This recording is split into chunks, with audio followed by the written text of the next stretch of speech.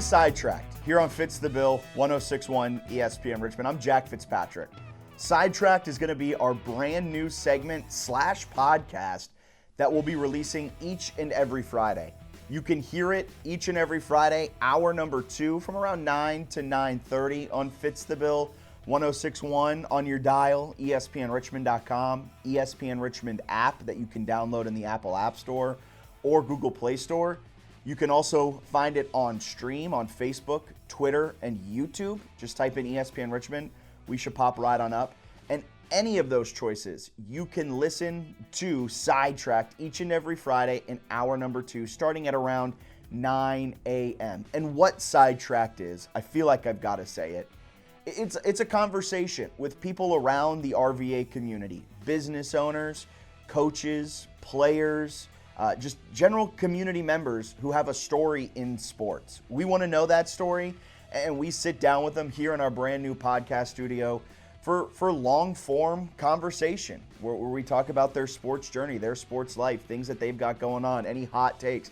We cover it all here on Sidetracked. You can also find it as its own standalone podcast available on the Apple Podcast Market. You can find it on Spotify, really wherever you find quality podcasts. Sidetracked will be available as well. It'll also be available on the Fitz the Bill ESPN RVA YouTube. Clips will be on the Fitz the Bill ESPN RVA Instagram.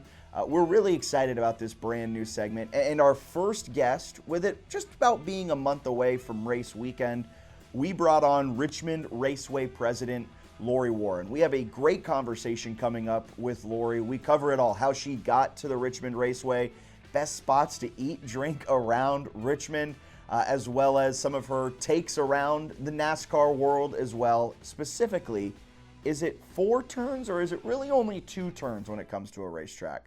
We dive into that so much more. Really appreciate Lori for being our first guest here on Sidetracked. We're really excited about Sidetracked, about this segment, about this podcast, and what it brings to the 804 and the Richmond community. If you have any suggestions, if you want to nominate someone to come on, someone that you think we should reach out to, you can text in 804-327-0888. Text in who you think we should bring on Sidetracked, who we should sit down with and have a conversation with. We've got a good guest list that we're building out now. I think you're going to love it, but we'd love to hear from you as well to make it even better. You can also DM us on Instagram at Fitz the Bill ESPN RVA. So text us on the Radkey Insurance text line, 804-327-0888, or DM us on Instagram. Either one works. We want to hear from you. But Lori, she was absolutely fantastic. The Richmond Raceway president. The Richmond race, just over a month away, August 14th and 15th. That Friday night is the NASCAR Craftsman Truck Series race. That Saturday night, it's the Cup Series race. It's back to being a Saturday night. They had an awesome time doing it last year. It was a sellout, so get your tickets now. Make a day out of it. Lori and I talk about what a great atmosphere NASCAR is like, so make a day out of it. Get there 6 hours early. Heck, DM me. I might be having a tailgate too. We might be having a good old time making some spaghettis and enjoying responsibly. Of course, some NASCAR spritzes.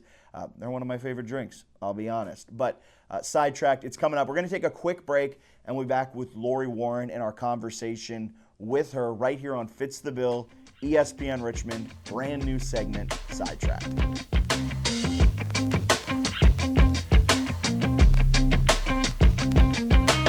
Welcome in Sidetracked. First episode of Sidetracked here on Fitz the Bill. Welcome back in 106.1 ESPN Richmond. I'm Jack Fitzpatrick.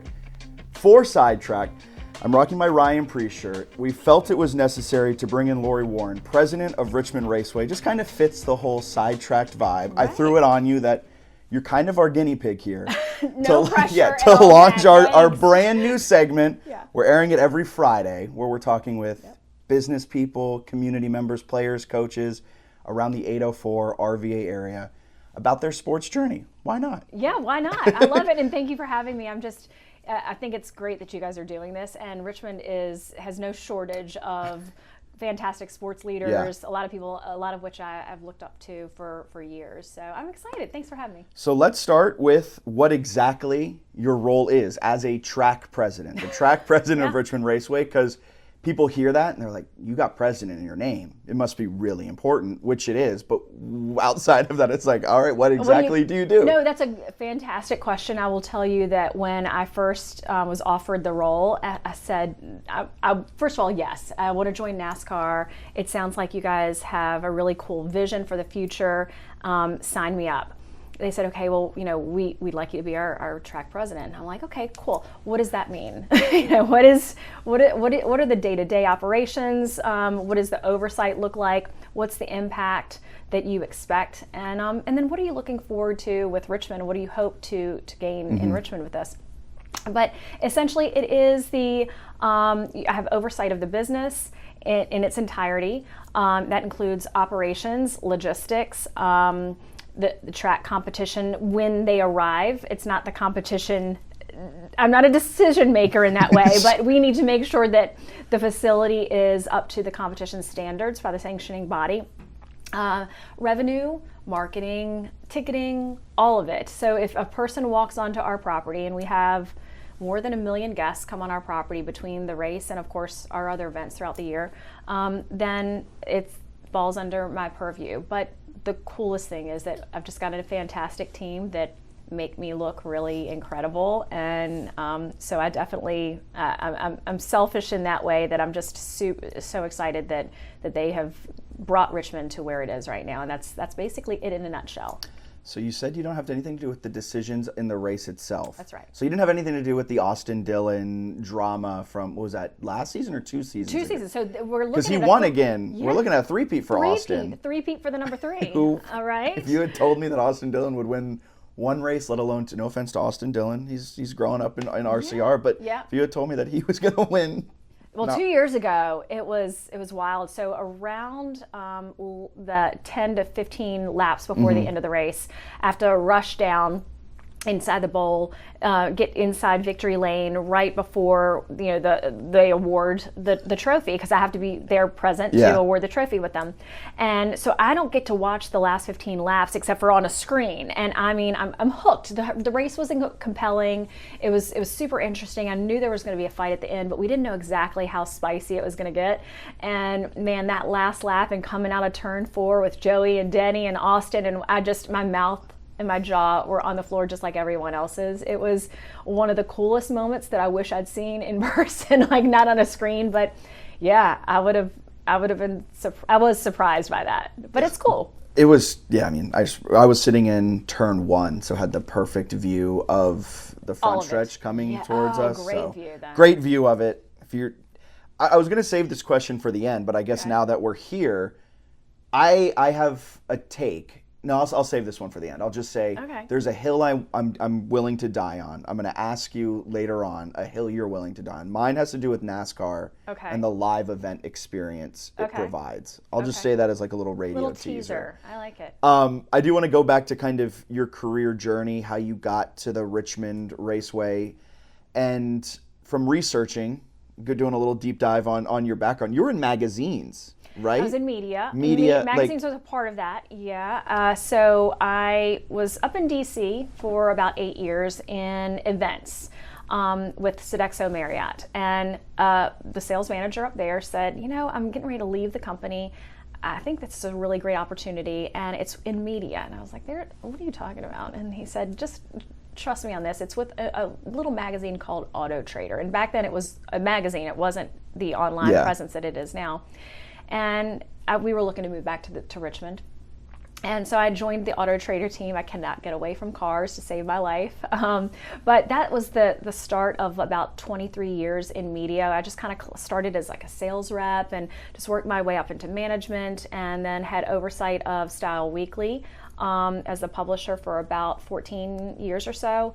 That was owned by a company called Landmark Communications, and Landmark is the company that owned or started the Weather Channel. So, like, pretty big deal. Yeah, pretty big. I would say so. And they just gave me a lot of opportunity to grow in leadership and management. But so that sort of, during the pandemic, I was with Virginia Business Magazine and media at that point. We were doing a lot of things, especially online, especially LinkedIn. So if anyone needs a little pro tip, be active on LinkedIn, because NASCAR saw what I was doing there and reached out and said, hey, we'd like to talk to you about working at Richmond Raceway. Would you be interested? And I thought, maybe. I mean, it sounds cool. I have a great job right now. I'm not sure. And they said, meet us for dinner when we come in to the spring race in April.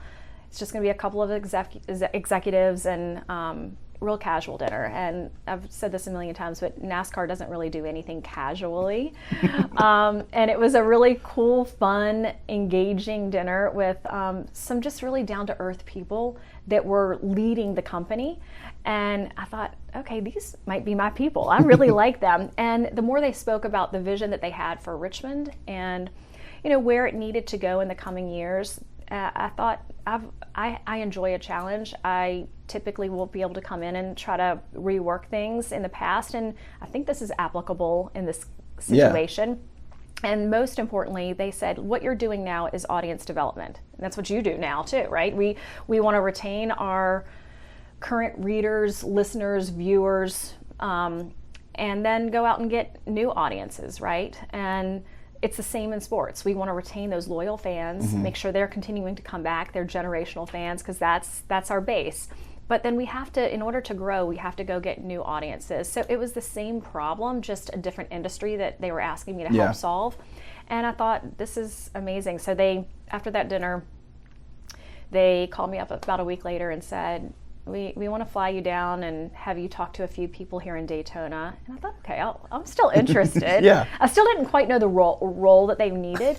I thought it was in marketing and PR and communications. And they said when I got down there, no, it's president of the track. And I ended up meeting with about 15 people in one day in interviews. And that's a long day. That was a long day.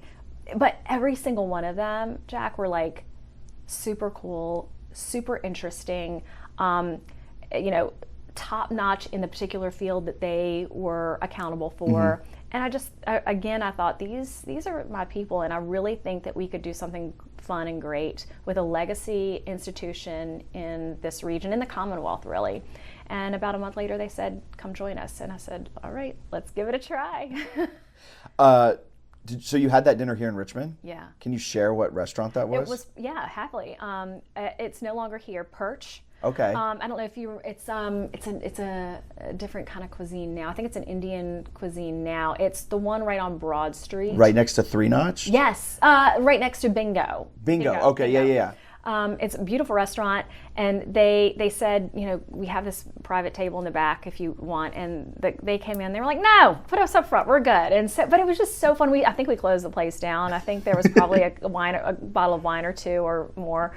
But it was just really fun, and it was a great restaurant. And it was a really cool time. Mike Ledesma was the owner, and he came over and dazzled as usual. It was just fun. Yeah. Unfortunately, they're not, because I love Richmond food. I love eating. I love going to all the new spots and as they open. So I was hoping it was somewhere that I could try, but that's a little bit of a bummer. No, I moved to Richmond in June of 24. Okay. So newer to the area. We were talking earlier. I grew up in Fredericksburg, so I'd always come down and go to like Carytown and stuff, but never was just like, I'm going to go to this restaurant right off of Broad Street. Yeah. But I think it's now a good Indian spot. I think it's like Kismet or something. That's right. That's exactly it. But little favorite restaurant sidebar here is the Brooklyn. That's just delicious. If you haven't, I had drinks at the Brooklyn. We didn't have food, but the ambiance there. Cool. There's also I can go all day about like cool little spots. There's a new spot. All free advertising. These aren't paid for whatsoever. Right, not sponsored.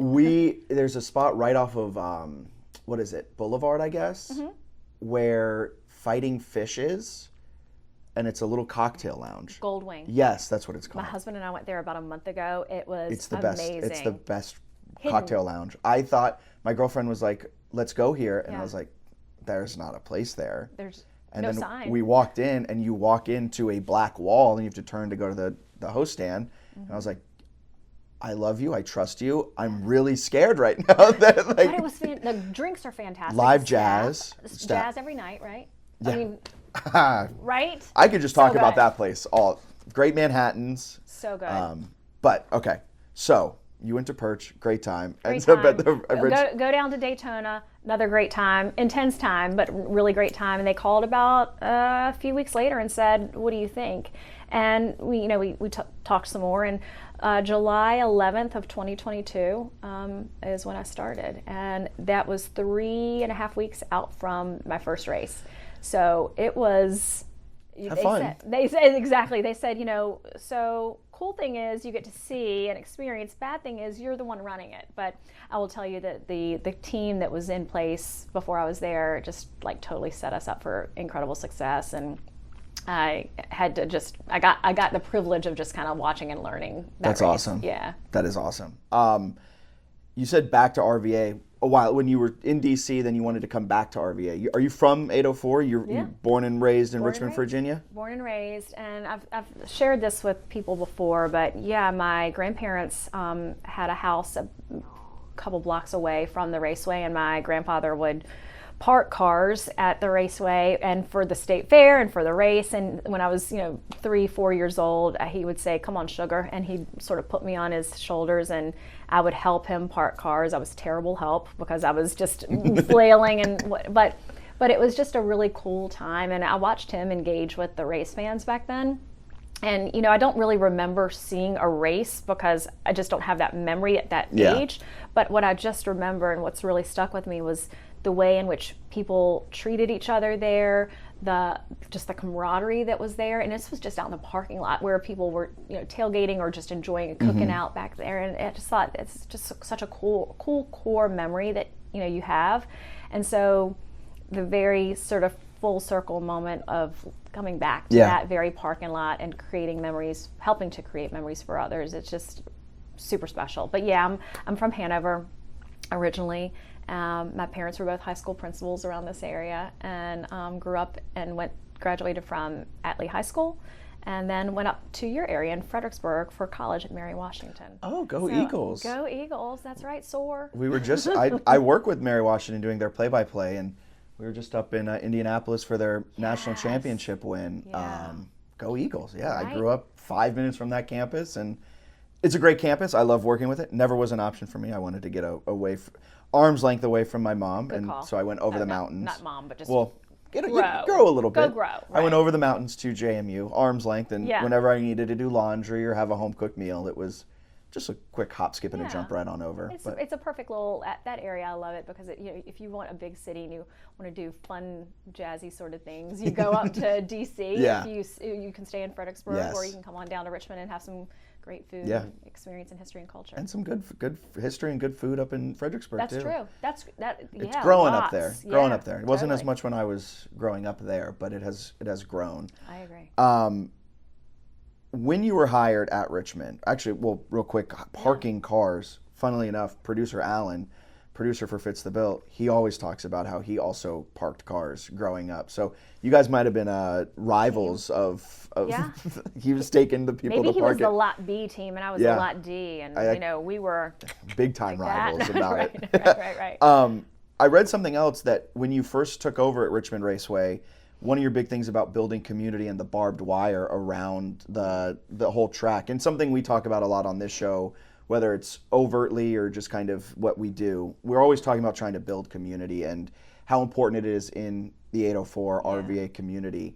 How have you seen that help your entire goal of kind of helping strengthen community around the Richmond Raceway, and just how have you seen your relationship with the community as the track itself kind of grow since you've taken over? I hope what it did was send a message and act more symbolically than actually making an impact. I mean, no one was trying to actually climb over the fence that we actually that we know of. But I hope it was more of a symbolistic way to look at, hey, we've been here for such a long time. Even if you live in the neighborhood right behind us and you've had some of the inconveniences of living around a racetrack, which is traffic and noise, but hopefully you feel that it's your racetrack too, that you can come and enjoy everything that we have inside those 900, 1,000 acres or so that we have. And if you haven't, then let's make sure you know that it's yours. I think that it's certainly feels like we have gotten that message out that it's everyone's track, that it's not just for one type of fan. Just anecdotally, I shared with someone a week or so ago that my understanding is that we are have the most diverse fan base at Richmond now of any other NASCAR track. And, that's a super source of pride for us, for me as well, because I want to see young girls come to the track with their dads or their grandfathers and feel comfortable. I want to see multicultural audiences come, because I know that we, as a fan watching a TV, we have a lot of multicultural audiences watching, but to come down and feel like that is safe and welcoming for them in the fan zone, in the bowl, watching the race, that was something that was important to me and to us.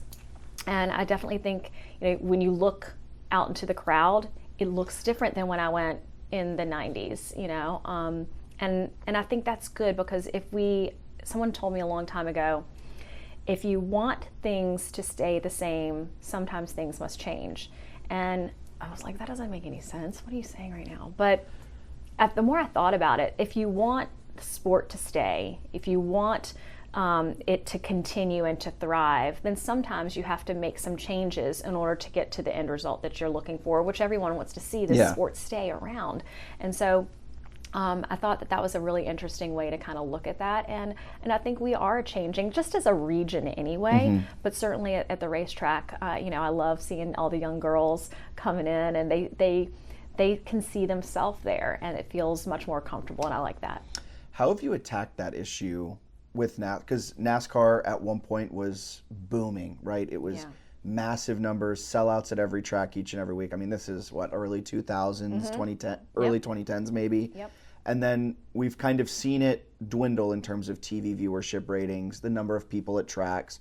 But now we're starting to see it kind of on the come up again. That's right. From your perspective, how have you kind of tried to combat that as a track president with NASCAR?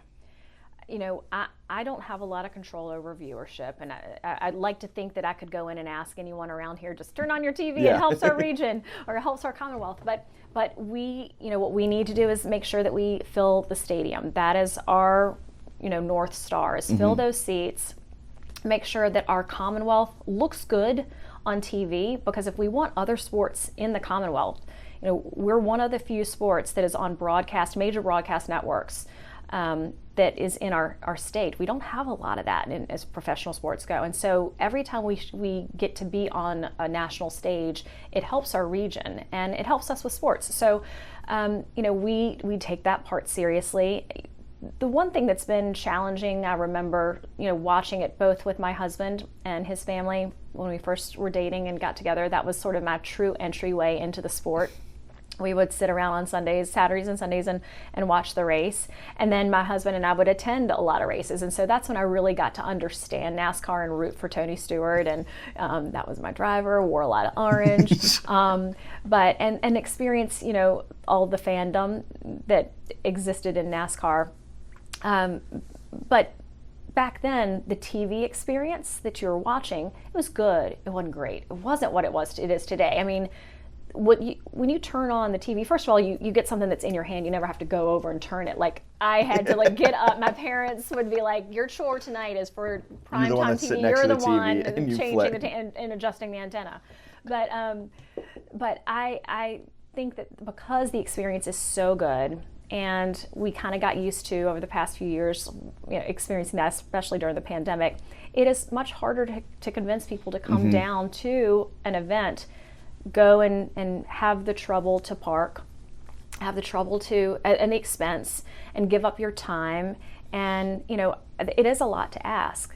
What I love is that NASCAR continues to make this sort of a sport for the people, in that parking is free. When you come down, you're not having to figure out, where do I park for free. We have some paid parking, but most of it is free for our fans. when you go inside our stadium, and a lot of people forget this or maybe don't even know, you can take a soft-sided cooler of your own food, of your own beverages, including adult beverages, and we allow that to happen. And it's just a terrible business model, but our fans love it, and I love it for them. But I think that that's something unique that you get, and then you get up close and personal to some of the world's best athletes. Our drivers give so much access to them of themselves to our fans the day that they are competing, which is always surprising to me. So you just get this really cool experience, but it's really reminding people that we do have that, and we have so much more, and that's the why you should come. Yeah. But that's it is challenging. You're exactly right. You mentioned your North Star is the sellout. You guys had the sellout last year. The dates, though, moved from having 2 dates, and I know that was a big hubbub around Richmond. Yeah. But we got the Saturday date back. We got the night race. How'd you guys go about handling the change from 2 dates to 1 date, and how has that changed the way you guys approach that race weekend? Yeah, it was, it was disappointing for us too. I'm not gonna lie, but I certainly understood it, and I knew when I came in, I had been told my first day that was probably going to be coming down the pike, that it had been in the works for some years, and that's where most of the tracks were probably going to be moving to in some way, shape, or form, because we want to reach out to new audiences in other areas, and especially in this area of the Mid-Atlantic, we have a high concentration of races. We've got, within 300 miles, we've got Dover and Martinsville and Bristol and Charlotte and ourselves, and then all the short tracks, Langley and South Boston and Dominion, and we just have so much to offer a race fan in a highly concentrated area. So we knew it was probably going to be coming. One of the things that I think it's easy for people to say is, oh, well, you lost a race, that's why you sold out. And look, there is an element to that. It creates demand. But of all the NASCAR tracks, Richmond has the most crossover between fans that would come in the spring and the summer. So it wasn't as easy as taking all those fans and moving them here, because they're the same fans. So that was the concern that we had most last year in selling out. There are some that just came to spring, but most of them were so loyal and so dedicated that they would go to both. So it was a huge uphill climb for us and to sell out. And every other race that had gone from 2 to 1, Pocono, Michigan, Dover, Darlington for a while, the first couple of years, they did not sell out, and it grew to that. So the expectation that we would was shocking. Yeah.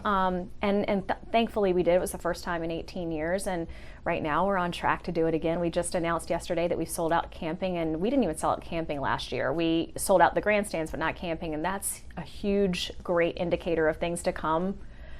But everyone's got to come. Did you see me cross all the fingers? Yeah. That was going to be my next question. How are you guys tracking? Because we're about just over a month out from race weekend, August 14th and 15th. We got the truck race on that Friday, the Cup Series race on that Saturday night. How are things tracking for that weekend? They're great. In every single area. Last year, the true indicator or the true celebration was the grandstands. But right now, I think we have 2 suites left out of 40 to sell, and that's it. Wow. It's right. Those are going quickly. That will sell out. We just announced camping. Our premium experiences, our club levels, our Torque Club and our Victory Lane, everything is above where it was this time last year, sizably. So I think we're going to have some really good news, but everyone has to buy their ticket. So we're excited. And that's just a great honor and a testament to the team and what they've done in the past few years to really make sure that people felt good and happy and created memories, that they want to come back. I've got to ask a hot take question about NASCAR itself. Go. It's something my friends and I always debate about, and it's on the track itself. Okay. We've got turns 1 and 2, 3 and 4. It's technically one turn, right? We don't have a break in the 2 turns. Oh, yeah. So you see, this is an argument we always go. Okay. We always joke about it. Do you think it is 2 different turns in each turn? Okay. You go in one area and then to me, I mean, I've gone on it a lot. It does feel like, even though it's 14-degree banking, you have to come out. There is an exit and an entry and an exit. So But I guess I see what you're saying. This is because we've had this debate. Yeah. We were sitting in Darlington a couple of years ago, and we were watching the turns, and we were like, and you're listening on your headsets, and they're like, into turn 1, out of turn 2, and you're like, they technically never left the turn. I mean, like, not, and I always just like to pick NASCAR fans' brains about that to see how they think of it. That is a great chicken and egg Because now question. Pocono is 3 turns, right? Yes, and they always say Pocono has, and this is where I get issues with it. They call the Pocono the tricky triangle. That's right. Under the same logic, it should be a 6-turn track. I see what you're saying. That's all. You know what? That is the first time that anyone has said that, and I kind of love it. Sonoma last weekend, they say how many turns? They don't. We should double it. There is a little, I mean, to me, there's a break, but I understand completely. That is a fascinating question, conundrum. I'm going to pose that out, and I'm going to use that later. I'm going to ask some drivers this year as I'm going around to see what the drivers say, because it's something that befuddles me on it all. Ask Noah Gregson and Carson Hocevar, because they always have something spicy to say, and I love their take on things. Please ask them. I've been working with Carson Hocevar's contact. Maybe this will get Carson on the show. We've been trying to get Carson since week 1. I was like, I need to identify a great young driver that we can just have on as often as possible. It's like, Carson Hocevar is going to be the next big thing. I'm not saying that I called it, but... Well, obviously you did call it. I was in Talladega when that whole Carson Hocevar thing happened, and I mean, he's exactly as he is in person. He is like that. I mean, he is the same person. He is fascinating. And I remember when he came here, I think my first year, for the truck race, and he was racing in trucks, and he had actually broken his leg. I don't know if you remember that, or maybe his ankle. And he was still racing, though. He had been in an accident. It's like Seabell with his broken wrist. Yes, it is, truly. And he was wearing all the fancy hats on the stage, and he was just quite a character. I was like, man, this is the kind of personality we need. This is amazing. Good stuff. I love a villain. Yeah. I loved it when why am I completely blanking on his name? Ross Chastain. Yeah. When Ross kind of had the villain edge to him. I think Hocevar's a great villain. That leads me into, who's your favorite driver right now on the grid? Are you allowed to say that you have a favorite driver? Because you said it was Tony. Yeah. It was the number 20. Or is it now just, I'm here for a good time. I want to watch a great race. I do want to watch a great race. I do have my favorites, but I always need, I'm always asking them for favors for us. So if I can't ask them for a favor if they're like, you know what, Lori, you didn't say I was your favorite, so no. That's fair. That's fair. So I think it's always anybody who is going to support Richmond and be an ambassador and like cheer us on and help us grow, then that's my favorite driver. And Bubba Wallace has done that a lot for us. I don't know if you remember, or if you were here when we had Bubba's block party. That was probably before you got here. It was 2022 and 2023. And we did that in partnership with his team, and it was super well received. And he's helped us a lot. Ricky Stenhouse has done that. And Denny has been really leaning in lately to really supporting and helping us grow Richmond and keep that momentum and bring back that sort of big event feel that it used to be back when you and I would go there back in the late 1990s and 2000s. And so anybody who's going to help us, that's who it is. That's a very good answer. Yeah, thanks, but it's true. It's self-serving. That's what it is, right? I'll say it, Denny Hamlin, number 1, and then I like Stenhouse. Stenhouse came on the show last year, but whoever comes on the show is then the guy we had McDowell's crew chief on right before Daytona 500, so I was pulling for McDowell at the 500. You know, that's just how it goes. I'll pull for whoever comes on the show. Whoever's gonna, however you. Yeah. We all want to grow the sport. Come grow Richmond specifically. That's what I say, right? And it feels like it's on a good trajectory upward. Even with the one date, it just feels like it is so much more of an event now.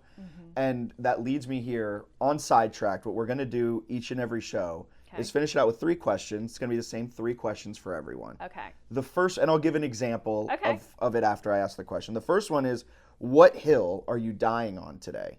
So for me, the one I kind of teased earlier, just to kind of keep it in theme, I think NASCAR is the best live sporting event out there. And it's a hill, I'll tell my friends who, and probably people who listen have heard me say this too much. The fact you can bring in your own beer, right there, or water, or whatever you want your preferred beverage to be, you can bring it in the soft pack cooler. Yeah. I also think the fact that you can make a day out of it with free parking. We always do. We get there 4 or 5 hours before green flag, 6 hours before green flag. Right. I think NASCAR and it's the hill I'm going to die on. NASCAR is the best live sporting experience out of all the major sports. Yeah. Can I just steal yours? You I can. agree. That's a fair one. No, I agree. You kind of get a lot for just one. You pack in a bucket list item because just hearing the drivers start your engines and then hearing them fire up and then feeling the wind, when they race by and you. The rubber. Smelling the smells, being with your family, actually getting to probably see or meet one of the athletes that are on the track. I also love that it is one of the few sports where biology doesn't come into factor. Men and women can play at the same time, same place, all together. And so for me, I love that. So I just think it kind of checks every single box. It's affordable. It's for every man, woman here that would like to come. It is affordable. We have prices in the $25 range, and we have prices that are upwards of $100. But it fits your budget. And it's just a really unique experience, even if you do not understand the sport. You could have no idea what's happening on the track. But we all know the idea of a race. Yes. Whoever crosses first, the finish line. That's it. We all ran the field day 50-yard dashes or 40-yard dashes. Like, we know what a race means. And so it's literally just that easy. You don't have to understand a lot of the mechanics. Pick a driver, pick your favorite color car if that's what it is, and pick a number, and then see how close they get to finishing, and that's all you have to know. Yeah. It's cool. So I think it checks all the boxes. And I'll even put my sales hat on for the Richmond Raceway real quick. Something you guys promote is there's not really a bad seat in the house. You can see the entire track from wherever you're sitting. So even if you are buying the cheap seats you're in Chaos Corner where it's standing room only and it's a party over there, you can see the entire track.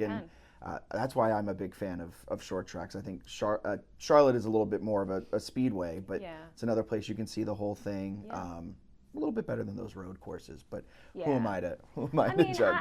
They've got their. I prefer the ovals or the short or intermediates. But I was out in Sonoma a year or two ago watching that, and that was really cool to watch too. So it is unique that you can check every single box and you leave satisfied, because we also have really cool fan zone with concerts and food and fireworks at the end. It's all in one. You just get it all.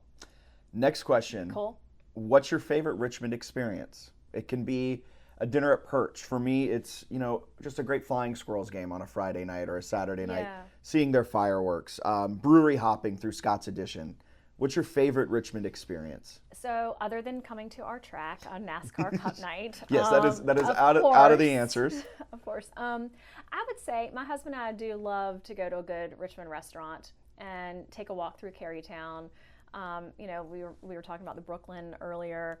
I think that's a fantastic, delicious restaurant. But just the Roosevelt, I love that. I like walking on the Teapot Bridge in the day, going back, finding a great restaurant, hearing some good music, and we were talking about Goldwing earlier, getting that jazz or we've just got so much that we can give. But I also love going to a Squirrels game or a Kickers game. Kickers, yeah.